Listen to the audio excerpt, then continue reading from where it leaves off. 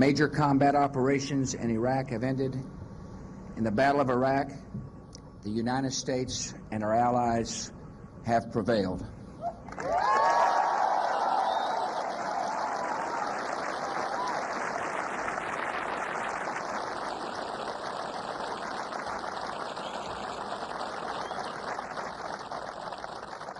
And now our coalition is engaged in securing and reconstructing that country. In this battle, we have fought for the cause of liberty and for the peace of the world. Our nation and our coalition are proud of this accomplishment. Yet it is you, the members of the United States military, who achieved it. Your courage, your willingness to face danger for your country and for each other made this day possible. Last segment, we began with a simple historic statement about a house divided that cannot succeed. So let's make it a theme and use one here as well. Those who do not remember the past are condemned to repeat it. George Santayana's quote is often mangled and distorted, but the essence remains intact. And it's that essence that the American government, the American military, and the American people perhaps need to embrace if one is to ever understand the quagmire that is Iraq. So let's welcome back to MidPoint, the senior economic consultant for Euro-Pacific Capital and one who has a hearty grasp on that part of the world and how it reaches around the globe, John Browne. Good to see you again, Hello, John. Ed. Good to see you too. An associate professor of Middle Eastern Studies at Florida Atlantic University, project manager of the U.S. State Department Iraq Research and Documentation Project, author of a forthcoming book on Salafism. Dr. Robert Rabil joins us. Doctor, good to see you again. Thank you again. I am a full professor and former project manager. See, now this is what we're going to do, because I'm going to make sure that I get it completely right next time, because I just went ahead and made that mistake a second time. He takes me to task both times, and I deserve it. Okay. Well, no, thank you for inviting me. It's a pleasure. Thank you very much. We'll make sure that we get it exactly right. Now, let's get something else right here, and I'm going to start with you right here.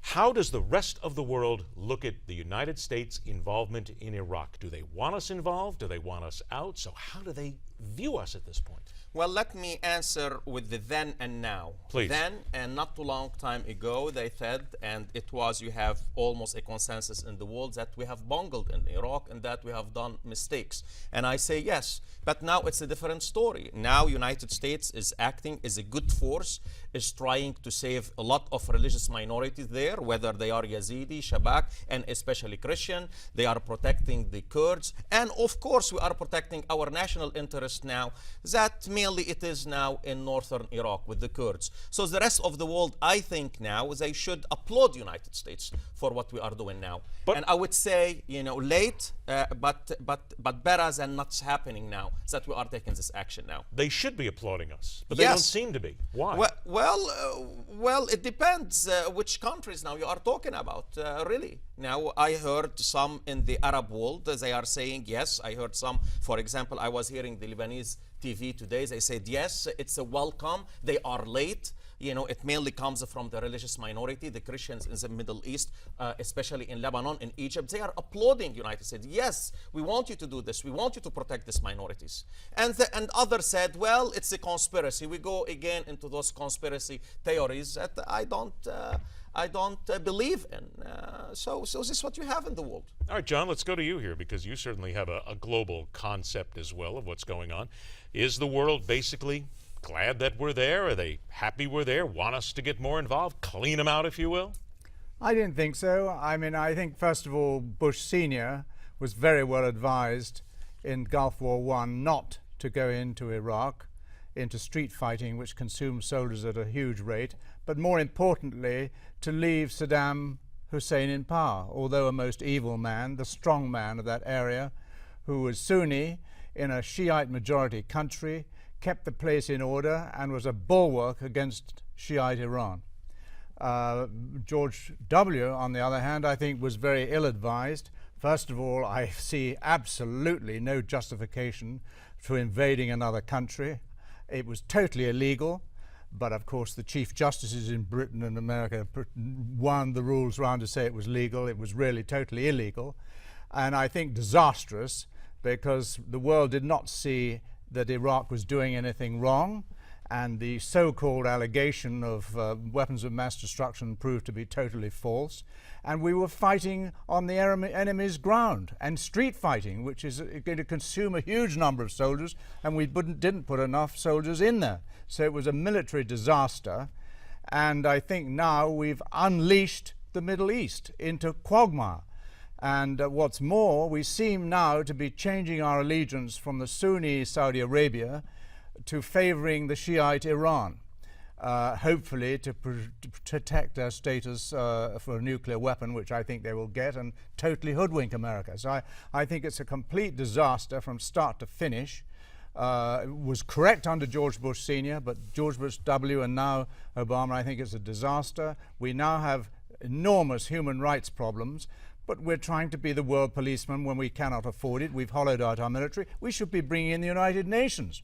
Well, let's stop there, because can we both agree that what we are seeing here is chaotic leadership in the form of the United States right now? And the simple fact is, and I remember this being said years ago, Colin Powell said it as well, if you're going to go in, you're going to break it and be prepared to fix it. To own it. Whether it was then or now, there is still no concept on how to fix it. And that would seem to me to be the single biggest thing we haven't learned yet.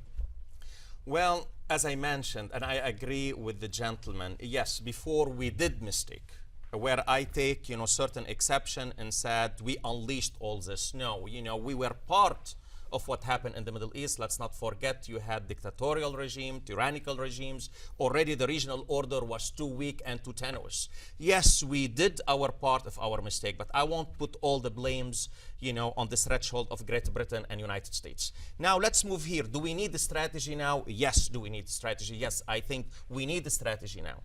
And we need the strategies merely to protect the minorities, but also, and most importantly now, to curb the expansion of ISIS or the Islamic State, because it is going to put immediate threat to the region, and already has put an immediate threat, posed an immediate threat to the region and to United States and its allies, including United Kingdom. Then what is that strategy? Again, we're right back where we started from again, and it seems as if nobody can get it right or has a cogent concept of how to actually get this done.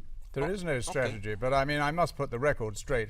Britain, under Blair, advised against Gulf War II. It advised against, but as a main ally of Britain, it followed the United States in, but unwillingly. And it went along with this completely bogus thing of weapons of mass destruction, and consequently, former Prime Minister Blair is wanted by human rights groups throughout the world on the Nuremberg principle for preemptive war against a nation that hadn't attacked America or Britain. Okay, so let's take that and put that aside. We can regime change with no strategy. We have no strategy. So to me, we're fighting in the enemy's country, on their terrain, where they've got the bulk of the population on their side, and we've got no strategy. It's short, and we're doing pinprick operations. We're not even really, the Kurds were on our side and would have been fantastic fighters had they been equipped. Now the question is whether Turkey is going to equip them as well and fight with them. And that's the big swing producer, is Turkey. Well, there's a good point. Let me ask you on this, and I'll get you to answer this, but I also want to ask, is it not fair and not time again to just go in, arm the Kurds, make sure that they get the job done for us, and make them the fighting force? Well, I would say arm the Kurd and let them handle their own area. And of course, you have to go and speak with the Syrians, some of the moderate Syrians, to arm them. And of course, as I mentioned in the last meeting I had with you, we need to have a regional plan. Saudi Arabia also in danger. Turkey is in danger. The other Arab Gulf countries are in danger. So you can have a strategy, a regional strategy. But for the time being, I think the bombings are right. I think that, yes, we should go and arm the Kurds. And not only arm the Kurds, mainly the Kurds, they have some arms. They need to be trained how to fight. Sure. Really, because since the 1990s, they didn't go into fighting as they did before. So most of the fighters, they got older. And then you have Turkey. You have to bring it on board regarding a strategy to Iraq. Yes, because none of the regional country would like to see a partitioned Iraq. And what's happening now, and add to it the threat from ISIS. So it behooved them. Now you need leadership. And this is where I agree with the panelists, with the gentlemen. Yes, we need leadership now. I think that they took an action. They should follow it up. And I'm not saying that the United States should have boots on the ground. but should take certain actions. Okay, 10 seconds. What is that action? First action. Arm the Kurds, train the Kurds, arm the moderate Syrian, and of course, try to have some kind of stability within the Iraqi government, so the Iraqi government would be on board with you. 10 seconds, John. I think most interestingly, it seems to me that America's working behind the scenes with the Iranians, because the Iranians have now withdrawn support for Maliki, and a Kurdish president has put forward a Sunni replacement. A Shiite. Real quick, what do they do? Replacement. So I think America may well be working behind the scenes on a good strategy. On the ground, I think it is flawed from the beginning and will prove a disaster. There's nothing they can do. Last call there, gentlemen. Thank you so much. We're going to have to do this again very soon because this is not going to go away anytime soon. Stay with us. We question everything right here on MidPoint. As women